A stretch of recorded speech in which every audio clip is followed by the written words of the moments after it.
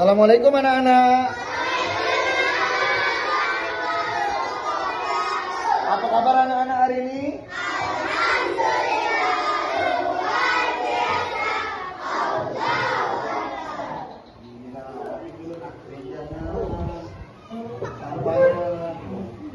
Sampahnya diambil ya. Oke, sebelum kita belajar, Pak mau cek absensi terlebih dahulu. Apakah ada yang tidak hadir, Mak? Ada yang itu. Pak pesan dulu ya. Abimanyu, Alisa, Dian Tehira, Muhammad Depan, Ridwan Messi, Putri Nabila, Renanda, Lydia, Kak Dewi, Aulia. Oke, anak-anak.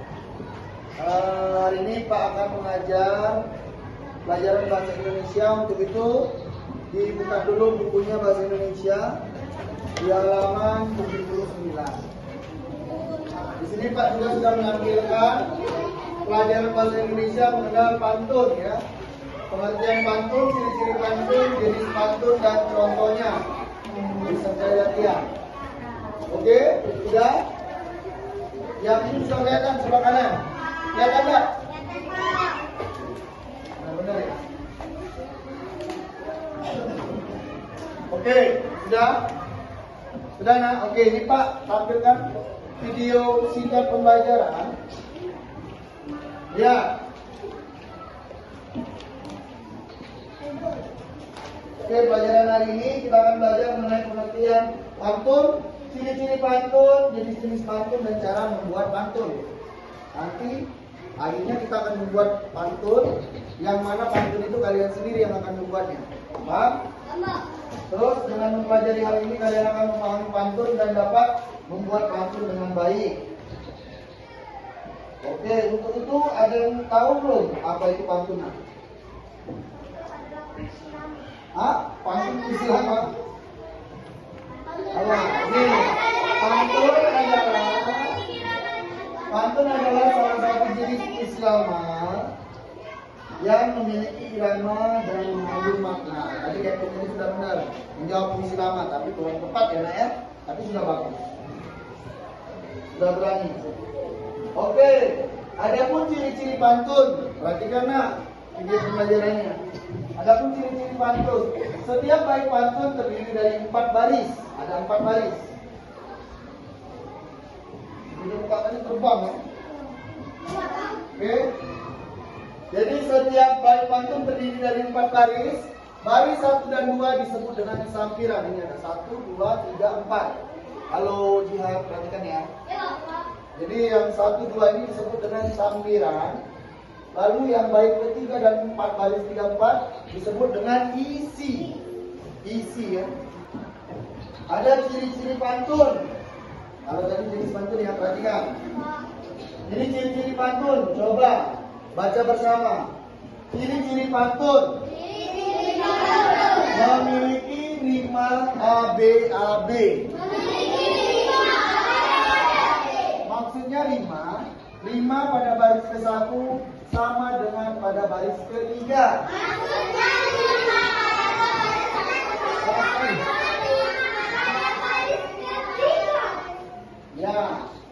Dan rima pada baris ke-2 sama dengan rima pada baris ke-4.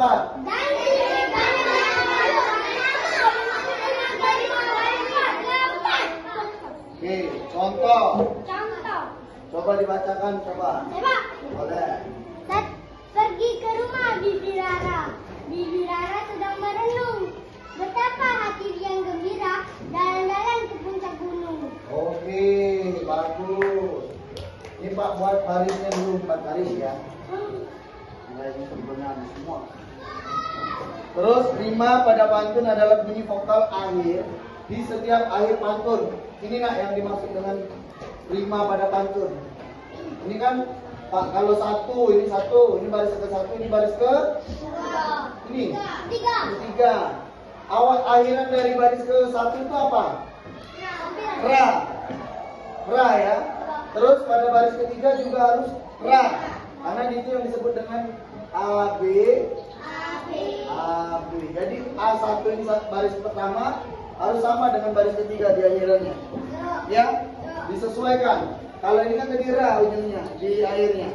Terus yang B kedua, baris keduanya Ya, kalau yang pertama pergi ke rumah bibi, pergi ke rumah bibi Rara belakangnya. Bibi Rara sedang merenung. Yang B-nya. Ini B berarti nya. Ini nya ini B, ini ra-nya itu A. Di baris 1 sama ke 3. Apa kenangan? Lalu betapa hati yang gembira jalan-jalan ke puncak gunung. Jadi ada makna yang sama, disebut dengan AB-AB. Akhirannya harus sama. Oke. Itu sudah Pak buat baris. Kenapa nak? Boleh, silakan.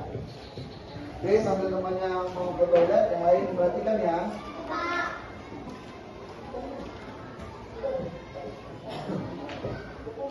Oke, ini ciri-ciri pantun.